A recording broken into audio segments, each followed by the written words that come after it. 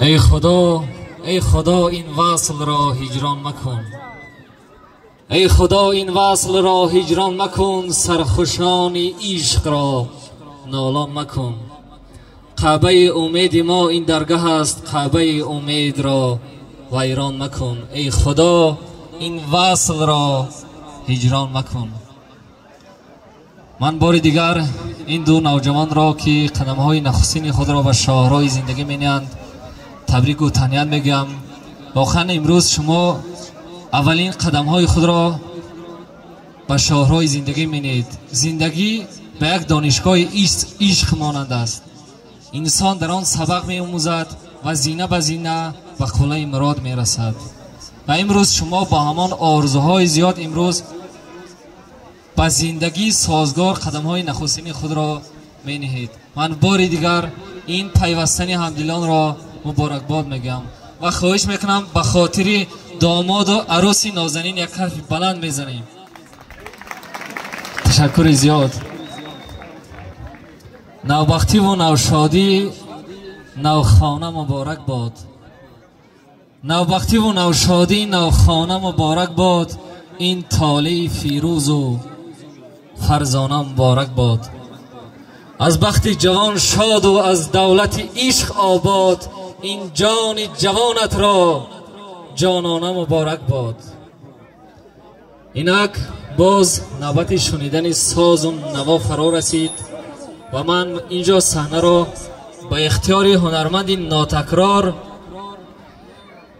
فایز علی عظیم میسپارم و نگفته نماند که دوستان عزیز این لحظه های زیبا، این لحظه های خاطرمان و این لحظه های خوش و خرسندی را استودیوی بنوارگیری امید میدیا بنوار میگیرد که من از نام صاحبان تمام به شما تشکر بی پایان عرضه می‌دارم.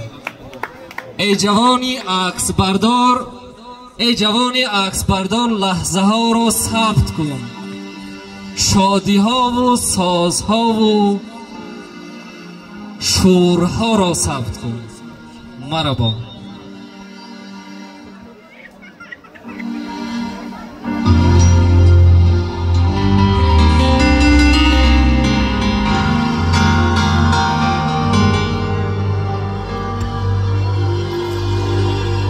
پدر بر پسر گفت به قهر که تو آدم نشوی جانی پدر. حیفی آن عمر که ای به سر و پا در رهی تربیتت کردم سر. در رهی تربیتت کردم سر. دلی فرزند از این حرف شکست به خبر از پدرش کرد سفر.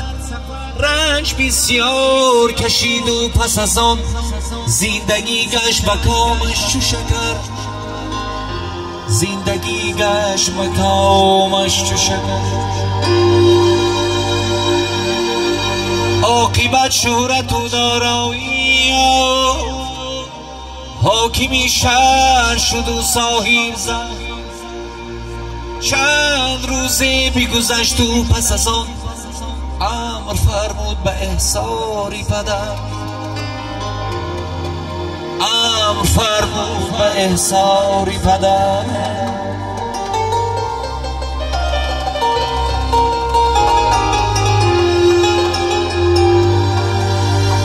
پدرش آمده از راهی دراز.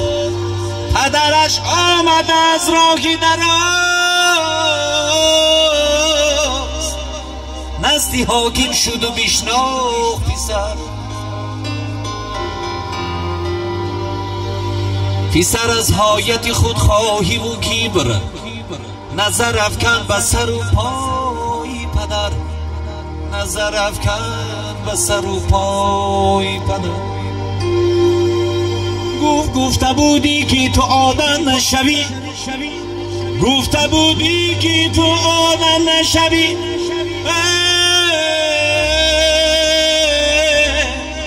تو کنون حشمت و جا هم بینیگر.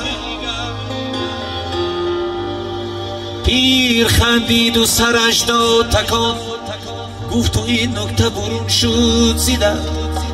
گفت تو این نکته برون شد زیدم. من نگفتم که تو حاکم نشوی، من نگفتم که تو حاکم نشوی.